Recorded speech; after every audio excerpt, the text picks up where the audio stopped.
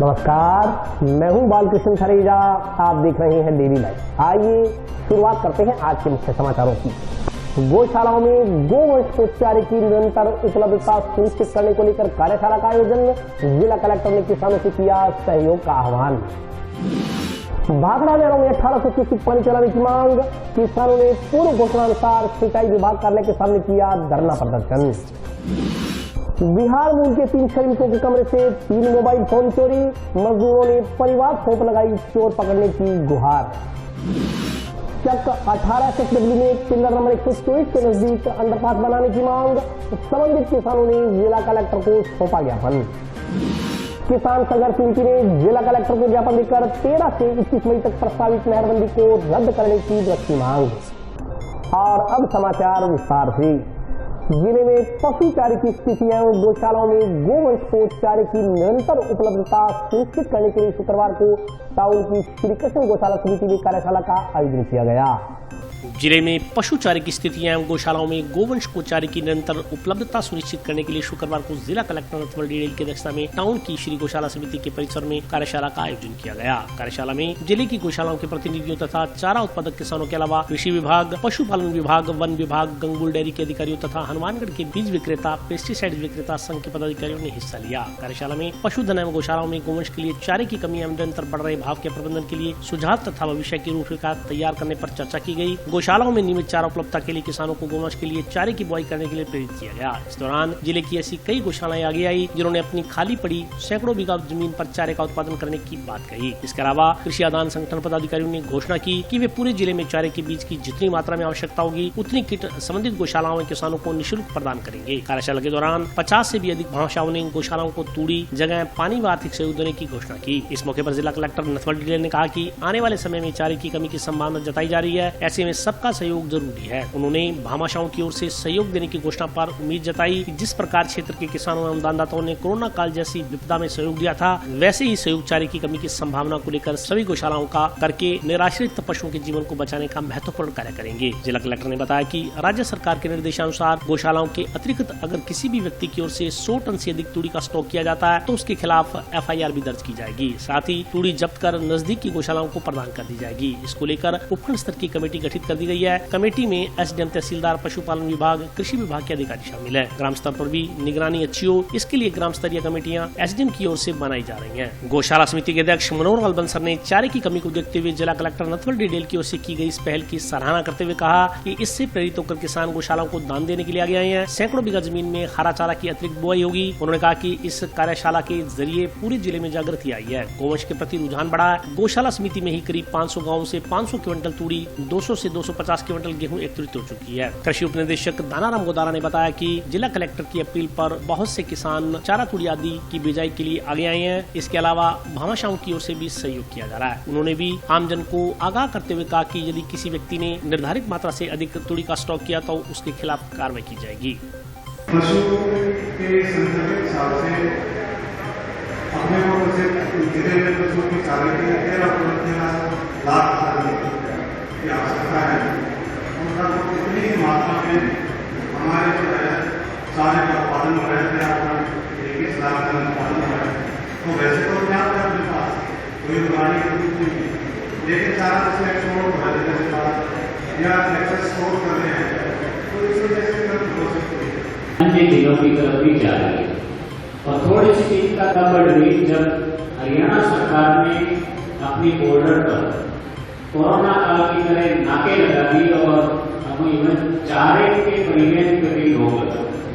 जैसा कि जोड़ी साहब ने बताया कि जिले में लगभग 11-12 लाख मीट्रिक टन चारे की साल भर में जरूरत रहती है।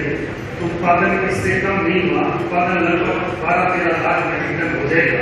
तूड़ी के रेट बढ़े तो लगभग आधी तूड़ी जिले से अन्य जिलों में स्थापित होगी। लोगों को लगा जो मिडिल वर्ग है, जो व्यापारी वर्ग है, उसको ये लगा कि तूड़ी जो है उसके रेट बढ़ सकते हैं तो 700, 800, 600 रुपये में तूड़ी खरीद करके और उसके स्टॉक में बेची पड़ेगी। ना केवल मार्केट में, ना केवल विनाकेट में, बल्कि हमारे बैतूल जो जिले विशेष रूप से चूरू जिले में यहाँ बड़े लेवल पर तूड़ी की स्टॉकिंग। हालांकि आप सबको विदित होगा परसों सरकार आदेश करती है और फ्लैक्स साहब ने भी आदेश करती सभी एसडीएम्स को कि 100 मेट्रिक टन मतलब 1000 क्विंटल से ज़्यादा यदि कहीं भी तूड़ी का स्टॉक मिलता है अवैध रूप से, तो उस तूड़ी के स्टॉक को सीज करके और 2 सालों में उसको वितरित करते। ये सरकार की सख्ती। पहले सरसों के अच्छे भाव और पानी की कमी की संभावना के कारण किसानों ने इस बार सरसों का उत्पादन बहुत ज़्यादा किया। इसके कारण एक संभावना जताई जा रही थी कि पशुओं के लिए तूड़ी और चारे की कमी हो सकती है। इसलिए और उसके बाद जब हरियाणा ने बॉर्डर पे नाके लगा दिए और वहाँ से तूड़ी का परिवहन अपने राजस्थान में आने से रोक दिया, तो ये संभावना काफ़ी प्रबल हो गई थी। उसके मद्देनज़र कुछ लोगों ने स्टॉक करना भी शुरू कर दिया और कृत्रिम रूप से तूड़ी के जो भाव है वो 400-500 से बढ़ करके लगभग 1000 रुपये पहुँच गए थे। लेकिन प्रशासन की तरफ से सभी किसान भाइयों से, गौशालाओं से, सभी लोगों से हमने अनुरोध किया कि जो जितनी क्षमता के अनुसार गौशालाओं का सहयोग कर सकते हैं वो तूड़ी उनको देनी चाहिए, और किसान आगे भी आए और उन्होंने तूड़ी देना शुरू कर दिया। साथ में ही आज हमने एक कार्यशाला रखी और ब्लॉक लेवल की कार्यशालाएं भी होती रहती है, जिसके माध्यम से हमने गौशालाओं से, किसान प्रतिनिधियों से और जो जितने भी हमारे एसोसिएशन है, चाहे वो एग्रीकल्चर इनपुट के हैं या फूड ग्रेन मर्चेंट एसोसिएशन के, इनसे हमने रिक्वेस्ट किया कि किसानों को हमें हरा चारा उत्पादन करने हेतु तो प्रोत्साहित करना होगा। तो ये जो इनपुट एसोसिएशन है उन्होंने ये घोषणा की है कि पूरे जिले में हम लोग जितने भी चारे के बीज हैं वो निःशुल्क रूप से किसानों को प्रदान करेंगे। आज मात्र एक कार्यक्रम में ही लगभग 50 किसान आगे आए हैं जिन्होंने अपनी जमीन पर और गौशाला की जमीन पर चारा उत्पादन करने की सहमति प्रदान की है। खुद फॉरेस्ट डिपार्टमेंट जो है वो 100 बीघा से भी अधिक एरिया में चारे का उत्पादन करेगा। तो इस माहौल की वजह से जो भाव बढ़ रहे थे तूड़ी के वो 1000 रुपये से वापस डाउन आकर के 600 से 700 के बीच में हो गया है। कुछ व्यापारी या कोई व्यक्ति अगर इस मौके का फायदा अपने स्वार्थों के लिए उठाना चाहता है तो राज्य सरकार ने उस पर स्टॉक लिमिट लगा दी है और 100 टन से भी अधिक अगर कोई स्टॉक करता है तो उसके खिलाफ हम कार्रवाई करेंगे, FIR दर्ज करवाएंगे और उस तूड़ी को जब्त करके नजदीकतम गौशाला में हम लोग वितरण करवाएंगे। तो कुल मिला के माननीय मुख्यमंत्री जी के निर्देश पर पूरे जिले में चारे का जो मैनेजमेंट है वो काफी हद तक नियंत्रण में आ गया है। और आज जो जिस उत्साह के साथ ये कार्यक्रम संचालन हुआ है, मैं समझता हूँ कि हनुमानगढ़ में प्रत्येक व्यक्ति आगे आकर के गौशालाओं की जिम्मेदारी ले रहे हैं और जिले में चारे का किसी भी प्रकार का कोई रोक नहीं रहेगी, किसी भी प्रकार की कमी नहीं रहेगी। जैसा कि विदित है, जिले में अभी पशुधन के लिए चारे की समस्या आ रही है। इस जिले में जिस हिसाब से गेहूं का उत्पादन कम हुआ है, चारे का उत्पादन कम हुआ है तुलनात्मक रूप से पिछले सालों के बजाय, और अन्य जिलों में इसकी मांग ज़्यादा होने से, रेट अच्छे होने से जो अपने राज्य के अन्य जिलों में स्थानांतरित होकर के चारा जा रहा है, उससे ऐसा प्रतीत होता है कि भविष्य में पशुधन के लिए चारे की समस्या हो सकती है। इसी संभावना को, इसी चीज़ों को ध्यान में रखते हुए जिला कलेक्टर साहब ने एक आह्वान किया था सभी लोगों से कि हम तूड़ी की व्यवस्था तो जितना उत्पादन हुआ है वही रहेगी, यदि हमारे चारे की बृहत्तर स्तर पर बुआई करें और निःशुल्क हमारे कृषि विक्रेता जो हैं, आदान विक्रेता, वो निःशुल्क बीज की व्यवस्था करवा रहे हैं और किसान भाई यदि अपने खेत में हरा चारा बेचते हैं और गौशालाओं में दान करते हैं तो हम इस समस्या से पार पा सकते हैं। क्योंकि जैसा हम देखते हैं कि व्यक्तिगत किसान है वो तो अपने पशु को तो पाल लेता है, जो दूध देने वाला है उसको तो, लेकिन जो दूध देने वाला नहीं है या गौशालाओं में जो बड़ी संख्या में हमारे पशुधन है उसके चारे की समस्या को दूर करने के लिए ये आह्वान किया गया था। और बड़े स्तर पे लगभग 500 लोग गौशाला के, कृषि विभाग, पशुपालन विभाग, हमारे मीडिया के साथी, हमारे आदान विक्रेता, हमारे किसान, काफ़ी संख्या में लोग पधारे हैं और इससे प्रतीत होता है कि ये हमारी जो समस्या जिले की वो नहीं आएगी। लोगों में बड़ा जोश है, लोगों में बड़ा उत्साह है। इसके लिए मैं विशेष तौर से कलेक्टर साहब का धन्यवाद ज्ञापित करना चाहूँगा कि इन्होंने इस और विशेष ध्यान दे करके और जो हमारा निरीह जो बेजुबान पशुधन है उसको बचाने में निश्चित रूप से मैंने आज श्री गौशाला समिति हनुमानगढ़ टाउन में माननीय कलेक्टर साहब के द्वारा आज एक किसान संगोष्ठी रखी गई, जिसमें गौशालाओं को चारे की जो समस्या है उसको दूर करते हुए किसानों को आह्वान किया है कि भी आप गौशालाओं के लिए कुछ एक्स्ट्रा हरा बीजिए, जिससे गौशालाओं का सहयोग लगे, तूड़ी चारे की कमी की पूर्ति हो सके। जिसके लिए उन्होंने किसानों को प्रेरित करने के बाद कुछ ज़मीन वन विभाग कोला के अंदर 100 बीघा ज़मीन गौशालाओं को हरा चारा बीजने के लिए देने की बात कही है, जिससे किसान भाइयों के माध्यम से उसको हरा बिजाया जाएगा और खाद भी विभाग के द्वारा इसमें फ्री बीज वितरण किया जाएगा। इसमें हर गांव से कोई 10 किसान, कोई 15 किसान प्रेरित होकर ये बिजाई का कार्य चालू कर रखे हैं। दानदाता अपने आप इसमें प्रेरित हुए हैं, उन्होंने कुछ गेहूँ दी है 2 सालों को, तो धीरे धीरे बढ़ रहे हैं। भाखड़ा नहरों में 1800 क्यूसेक पानी चलाने की मांग को लेकर किसानों ने शुक्रवार को पूर्व घोषणा अनुसार सिंचाई विभाग कार्यालय के समक्ष धरना प्रदर्शन किया। भाखड़ा नहरों में 1800 क्यूसेक पानी चलाने की मांग को लेकर भाखड़ा के साथ गंगानगर और आईजीएनपी के किसानों ने शुक्रवार को पूर्व घोषणा अनुसार सिंचाई विभाग कार्यालय के सामने धरना प्रदर्शन किया। धरना स्थल पर हुई सभा में वक्ताओं ने चेतावनी दी कि पानी लिए बगैर किसान यहाँ से नहीं हिलने वाले। सभा को संबोधित करते हुए किसानों ने कहा कि पानी लिए बगैर किसान नहीं जाएंगे, उसके लिए चाहे कुछ भी करना पड़े। उन्होंने सिंचाई विभाग के अधिकारियों को निशाने पर लेते हुए इसे पूरी तरह से सिंचाई महकमे के अधिकारियों की गफलत बताया। उन्होंने कहा कि भाखड़ा क्षेत्र के किसानों के हालात बद से बदतर हो चुके हैं। भाखड़ा इलाका पूरी तरह से कॉटन बेल्ट है, लेकिन सिंचाई विभाग के अधिकारियों की गफलत के चलते भाखड़ा क्षेत्र के किसानों को उनके हिस्से का पानी न मिलने से नरमा कपास की बिजाई अभी तक नहीं हो पाई है। पूर्व में भी गेहूं की फसल भी उस तरह की नहीं हो पाई जिस तरह की किसानों को उम्मीद थी। अब किसानों ने नरमा कपास की फसल पर आस लगाई थी, लेकिन सिंचाई विभाग के निकम्मेपन के चलते भाखड़ा क्षेत्र के किसानों को उनके हिस्से का पानी नहीं दिया जा रहा। अधिकारियों की ओर से बार बार यह कहा जा रहा है कि राजस्थान फीडर में रीलाइनिंग का काम चल रहा है। सिंचाई विभाग के अधिकारी चाहें तो सरहिंद फीडर से भाखड़ा क्षेत्र के किसानों को सिंचाई पानी दे सकते हैं, लेकिन सिंचाई महकमे के अधिकारी अपनी हठधर्मिता पर अड़े हुए हैं। किसानों ने कहा कि जिस तरह से सिंचाई महकमे के अधिकारी अपनी जिद पर अड़े हुए हैं, उसी तरह से किसान भी अपने हिस्से के पानी को लेने के लिए कटिबद्ध है। सभा को गगनदीप सिंह, राजेश जाखड़, रणवीर सिंह, प्रगट सिंह, सरदूल सिंह, सुखराज सिंह, सौरभ राठौड़ सहित अन्य किसानों ने संबोधित किया।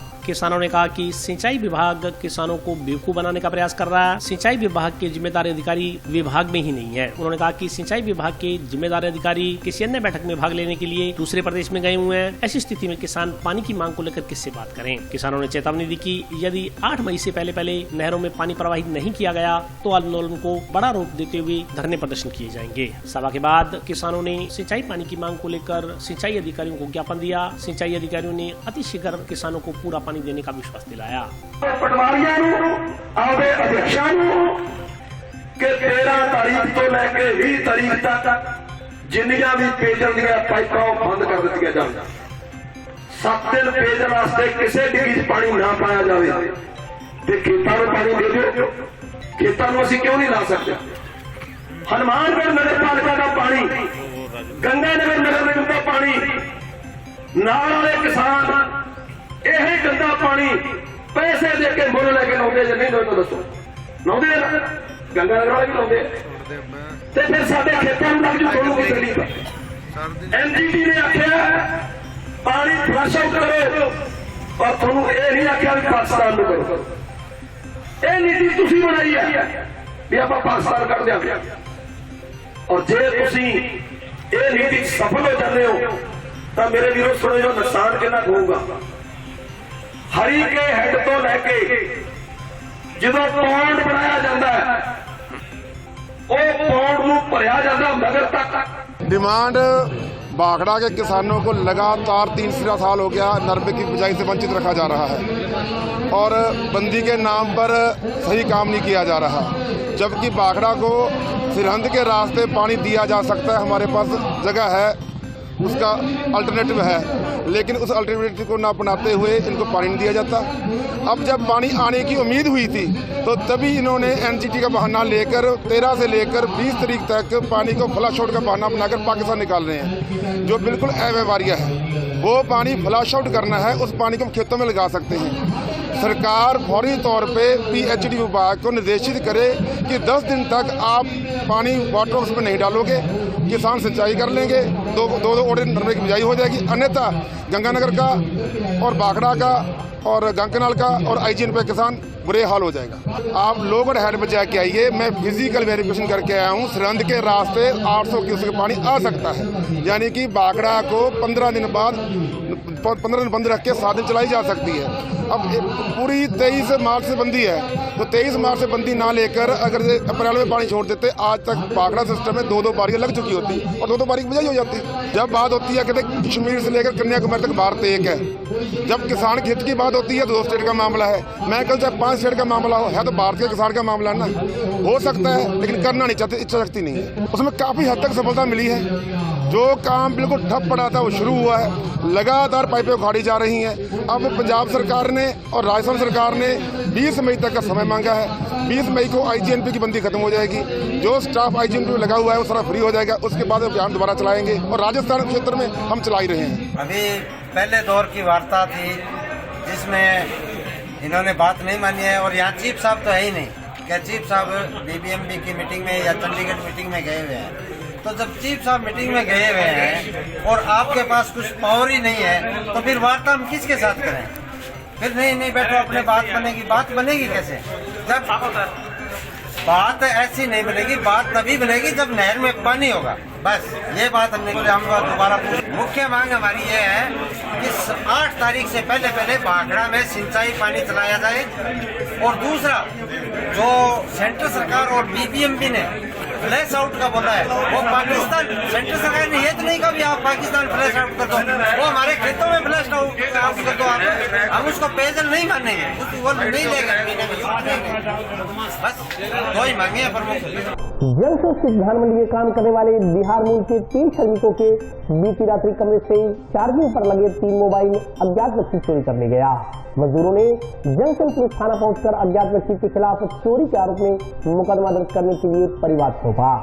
जंक्शन की नई धान मंडी में काम करने वाले बिहार निवासी 3 मजदूरों की रात्रि को कमरे में चार्जिंग पर लगे मोबाइल फोन अज्ञात व्यक्ति चोरी कर ले गया। बताया जा रहा है कि चोरी हुए 2 मोबाइल फोन के कवर में करीब 3500 रुपए की नकदी भी थी, वह भी चोरी हो गई। शुक्रवार को इन मजदूरों ने जंक्शन पुलिस थाना में पहुंचकर अज्ञात व्यक्ति के खिलाफ चोरी के आरोप में मुकदमा दर्ज करवाने के लिए परिवाद सौंपा। जानकारी के अनुसार रणजीत कुमार पुत्र अर्जुन राम निवासी गाँव वीरनगर बिसरिया जिला अररिया बिहार ने बताया कि वह अपने साथी रविंद्र कुमार पुत्र बिंदु राम तथा राजीव पुत्र अशोक राम निवासी बिलसारा जिला अररिया बिहार के साथ जंक्शन की नई धान मंडी में जगराम ट्रेडिंग कंपनी दुकान पर काम करता है। इन्हीं के मकान में वे लोग रहते हैं। गुरुवार रात करीब 11 बजे वे अपने कमरे में सो गए। उस समय उनके 3 मोबाइल फोन चार्जिंग पर लगे हुए थे। उनके सोने के बाद रात्रि को कोई अज्ञात व्यक्ति कमरे में घुसकर चार्जिंग पर लगे 3 मोबाइल फोन चोरी कर ले गया। उसके मोबाइल फोन के कवर में 2000 रूपए एवं राजीव के मोबाइल फोन के कवर में 1500 रूपए थे, वह भी चोरी हो गयी। शुक्रवार सुबह उठे तो मोबाइल फोन गायब थे। उन्होंने मोबाइल फोन व रुपए चोरी करने वाले के खिलाफ मुकदमा दर्ज कर कानूनी कार्रवाई करने की मांग की है। रात में हम लोग सो गए रोटी खा के। 1 बजे के बाद फ़ोन देखे, फ़ोन पड़ा था रूम में। उसके बाद जो है फ़ोन 3 बजे जाके संभाले, तब पर भी पड़ा था। सुबह जब संभालते हैं 5 बजे फ़ोन नहीं मिला। 3 फ़ोन था, एक तो 10,000 का था, 2 7,000 का फ़ोन था। धान मंडी में जगरामा ट्रेडिंग दुकान है। एक तो है राजीव कुमार का, इसका 10,000 वाले फ़ोन था। एक रंजीत कुमार का 7,000 का और रवेन का 7,000 का। जी थाना में तो दे दिया हमने। और अभी वक्त ब्रेक का, हाजिर होता हूँ छोटे से ब्रेक के।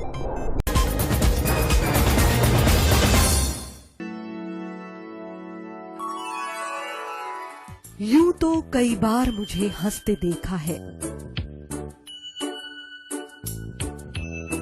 पर ये हंसी कुछ और है। ये गहना मुझ पर जचता है, पर ये महज एक गहना नहीं। ये रूपरेखा है मेरे मन की, हंसती खिलखिलाती लहरों की, जो आतुर थी अब तक मुझ पर सजने को। इसलिए ये गहना ही मेरा सच्चा श्रृंगार है, श्रृंगार है, श्रृंगार है।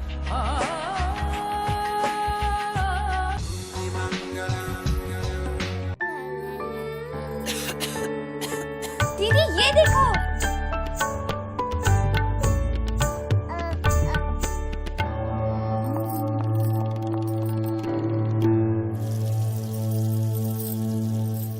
नोवेल कोरोना वायरस बीमारी को फैलने से रोका जा सकता है।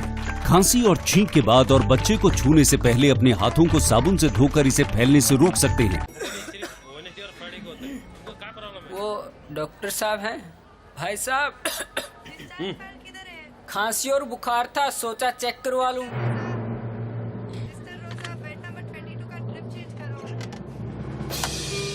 नोवेल कोरोना वायरस बीमारी को फैलने से रोका जा सकता है। बुखार के साथ खांसी और छींक होने पर तुरंत नजदीकी हेल्थ क्लिनिक या केंद्र जाएं। ब्रेक के बाद स्वागत है। आइए नजर डालते हैं अगले समाचारों पर। चक 18 SSW के किसानों ने जिला कलेक्टर को ज्ञापन देकर पिलर नंबर 124 के नजदीक अंडरपास बनाए जाने की मांग की है। चक 18 SSW के काश्तकारों ने जिला कलेक्टर को ज्ञापन देकर पिलर नंबर 124/302 के मुरब्बा नंबर 46 में भारतमाला सड़क में अंडरपास देने व अंडरपास के पास से रास्ता देने की मांग की है। ज्ञापन में कहा गया कि नेशनल हाईवे संख्या 754 का निर्माण कार्य चल रहा है। इसमें 18 SSW चक की भूमि अबाप्त की गई है। इसमें 10 से ज्यादा काश्तकारों की जमीन 2 टुकड़ों में बट गई है, जिसके कारण खेतों को जाने का रास्ता ही नहीं बचा है। इसके अलावा 50 से ज्यादा काश्तकारों को खेतों में जाने का रास्ता ही नहीं बचा, उनके लिए खेती करना भी मुश्किल हो गया। इसलिए चक 18 SSW में एक अंडरपास की आवश्यकता है, क्योंकि चक 16 SSW व 19 SSW के प्रत्येक मुरब्बे में अंडरपास है, जबकि चक 18 SSW में अंडरपास नहीं बना हुआ। इसलिए किसानों की सुविधा के लिए अंडरपास बनाया जाए और साथ ही चक 16 SSW के अंडरपास से चक 18 SSW के पिलर नंबर 124/302 के मुरब्बा नंबर 46 के अंडरपास तक रास्ता भी दिया जाए। ज्ञापन में सड़क के नीचे से पाइपलाइन की जगह 6 गुना 7 फुट का खाला देने की भी मांग की गई है। ज्ञापन में चेतावनी दी गई है कि किसानों द्वारा मांगी गई उक्त सुविधाएं यदि किसानों को नहीं दी गई तो किसान बर्बाद हो जाएंगे और आंदोलन करने को मजबूर होंगे। हमारे जो भारतमाला बन रही है उसमें अंडरपास नहीं है, ना हमारे पास कोई निकलने का रास्ता है। ये बहुत हमारे बहुत बड़ी समस्या है। इसके लिए हम आए हैं बांध के एक अंडरपास की और रास्ता एक खाड़ का अंडरपास है। हमारा मरबा कट हो गया, इधर भी जमीन रहेगी, इधर भी रहेगी। ऐसा समस्या उसके पानी जाने में समस्या है और हमारे को उधर जाने में समस्या है, रास्ता नहीं है। अंडरपास चाहिए मुझे करी थी, हम प्रस्ताव रखा था सर, ये अभी तक हमारा ये हुआ नहीं है। कलेक्टर साहब को विज्ञापन देना है, आज नहीं रहा मांगते तो हम धरना प्रदर्शन करेंगे। भाखड़ा क्षेत्र किसान संगठन के जिला कलेक्टर को ज्ञापन देकर 13 से 21 मई तक प्रस्तावित नहरबंदी को रद्द कर नरमा बिजाई के लिए सिंचाई पानी देने की मांग की। पानी किसान एकता जिंदाबाद, किसान एकता जिंदाबाद। भाखड़ा नहर संघर्ष समिति से जुड़े किसानों ने हेड की सफाई के दौरान भाखड़ा कैनाल की नहरबंदी कर सिंचाई पानी देने की मांग को लेकर आज जिला कलेक्टर को ज्ञापन सौंपा। ज्ञापन में कहा गया कि हेड की सफाई के दौरान 13 मई से 21 मई तक जो नहरबंदी की जा रही है वो नहरबंदी रद्द करके किसानों के लिए सिंचाई पानी उपलब्ध करवाया जाए, ताकि किसानों की नरमे व कपास की फसल की बिजाई समय पर हो सके। किसानों ने कहा कि पिछले वर्ष भी नहरबंदी के कारण किसानों को नरमे व कपास की बिजाई नहीं हो पाई, जिस कारण किसानों को काफी आर्थिक नुकसान उठाना पड़ा। जबकि BBMB की बैठक में मई के पानी का निर्धारण IGNP में 20 मई से मिलेगा। उन्होंने कहा कि इस दौरान 7000 क्यूसेक पानी गंग कैनाल में, 1800 क्यूसेक पानी भाखड़ा में 1 मई से देना निर्धारित किया गया है, परंतु अब तक भाखड़ा की नहरों में सिंचाई के लिए पानी नहीं आया। उन्होंने कहा कि अगर इस समस्या का कोई हल नहीं निकाला गया तो किसान आंदोलन करने को मजबूर होंगे। ज्ञापन में 13 मई से 21 मई तक जो नहरबंदी की जा रही है उस बंदी को रद्द करके किसानों को सिंचाई पानी उपलब्ध करवाने का आग्रह किया गया है। BMB की मीटिंग में भाखड़ा का और इंदिरा गांधी का गंग कैनाल का शेयर निर्धारण किया गया था। उसके अनुसार 20 मई से तो IGNP को 7000 क्यूसेक पानी देना था और 1 मई से गंग कैनाल को 1800 और 1 मई से 1200 भाखड़ा को देना था। और अब तक आज 6 तारीख हो गई और भाखड़ा के नहरों में ना बराबर पानी है ही नहीं, पीने के लिए नहीं, सिंचाई तो कहाँ से होगी। जब आपने हमारा शेयर निर्धारित कर दिया है BMB की मीटिंग में तो हमारे को पानी क्यों नहीं दिया जा रहा। इनका कहने का मतलब क्या है, ये कहते हैं कि जी गंदे नाले का, बुड्ढे नाले का, लुधियाना फैक्ट्रियों का पानी है, सीवरेज का पानी है, तो वो उससे पी लिया बीमारियां फैल जाएगी। तो पहले वो पानी को फ्लश आउट करेंगे डाउन स्ट्रीम में पाकिस्तान की ओर, और फिर उसके बाद 1 हफ्ते बाद पाउंड लेवल बना के फिर पानी देंगे, तब तो जून आ जाएगा, हमारे तो पानी नरमी की बिजान चली जाएगी। तो मेरा कहने का मतलब है कि आप अनाउंस करा दो कि भैया वाटर वर्क्सों में पानी मत डालो, हमारे को पीने के पानी की कोई जरूरत नहीं है, और जो गंदा पानी है उसको आप फ्लश करके नहरों में छोड़ दो ताकि सिंचाई के काम आ जाए। आप पाकिस्तान को क्यों छोड़ रहे हो। अब ये तो बहाना है इनके पास। 1 मई से 1200 क्यूसेक निर्धारित करा है और अब बोल रहे हैं कि 13 मई से लेके 20 मई तक फिर बंदी है और फिर पाउंड लेवल बनाएंगे, और 1 मई से पानी बिल्कुल नहीं दिया सिंचाई के लिए। और मजबूरन होके शांति प्रिय इलाका है, आप लोगों को तो पता है, जब भी किसान जाग उठता है, किसान यहाँ का जागरूक है, और मजबूरन होकर जन आंदोलन करना पड़ेगा और हम करेंगे। हमारी लड़ाई हक की लड़ाई लेके रहेंगे। जब हमारा पानी है नहीं बात मानेगी तो ऐसे है। हमारी मांग ये है कि सरहद का जो पानी चला है, सरहद का पानी 1500-1600 क्यूसेक जो दिया गया है INGP में, वो अगर हमारे को पानी देते तो हमारी बिजाई हो जाती, हमारी फसल की बिजाई हो जाती, नरमा हो जाता, पट्टे हो जाते। वो हमारे को नहीं दिया गया। वहाँ सरहद के अंदर से एक नक्का तोड़ के INGP में पानी चलाते, जबकि INGP में पानी तो बहुत है आगे, और हम किसी का हिस्सा नहीं मांग रहे। लोग बाग बहकावे में कर रहे हैं कि ये सादुल शहर वाले पानी ज्यादा ले लेंगे। हम ये चाहते हैं कि 1872 क्यूसेक पानी ये भाखड़ा का आईएनजीपी में डाला हुआ है। हम किसी आईएनजीपी का पानी नहीं मांग रहे, ये पानी हमारा है। अगर 1872 क्यूसेक हमारे को देंगे, हमारी नहरें चालू, हमारे को तो यहाँ आने की जरूरत ही नहीं। हम हमारा हिस्सा मांग रहे और इंदिरा गांधी नहर से हमारा कोई लेना देना भी नहीं है। लोगों को यहाँ बरगलाया जा रहा है कि ये जो सादुल शहर वाले आ रहे हैं ये अपना पानी लेना चाहते हैं। हम किसी का हक नहीं लेना चाहते, हम अपने हक के लिए लड़ाई लड़ रहे हैं। उस दिन हम महेंद्रपाल जी, जसवंत सिंह ढिल्लों और हरभजन कड़वासरा जी, हम 3 दिन वहां जाके ये नक्का बंद करवाया। महेंद्र सिंह मालवीय मंत्री जी से कह के उन्होंने ऑर्डर करे और वो नक्का बंद करने के बाद हमारे को ये कहा था कि हम 1200 क्यूसेक पानी देंगे और वो 1200 क्यूसेक पानी ना दे के 400 क्यूसेक तक पानी चल रहा है। हम चाहते हैं कि 1200 क्यूसेक पानी दे के हमारी नहरों का रेगुलेशन बना दे, जिससे किसान थोड़ी बहुत, टाइम तो निकल रहा है लेकिन थोड़ी बहुत बुआई हो सके, नहीं तो हमारे बहुत बुरे हाल है। पानी का, पीने के पानी के लिए भी बहुत दिक्कत हो रही है। हम कलेक्टर साहब को ज्ञापन देंगे। ये सादुल शहर का है, भाखड़ा जिले में अलग अलग स्थानों से अध्ययन के लिए आए हुए विद्यार्थियों ने पर्यावरण संरक्षण को बढ़ावा देने के विषय को लेकर जंक्शन स्थित सिविल लाइंस में पौधारोपण किया।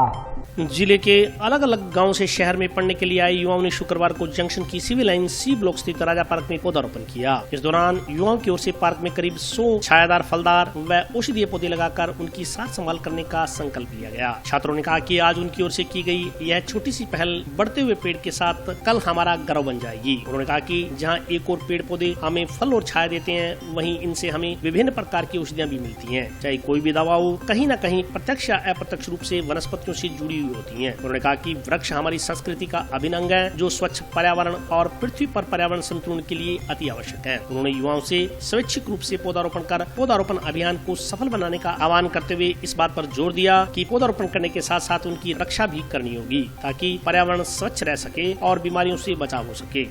आज हम सभी साथियों ने मिलकर सी ब्लॉक के राजा पार्क में एक से एक पौधे लगाए हैं पर्यावरण संरक्षण के लिए।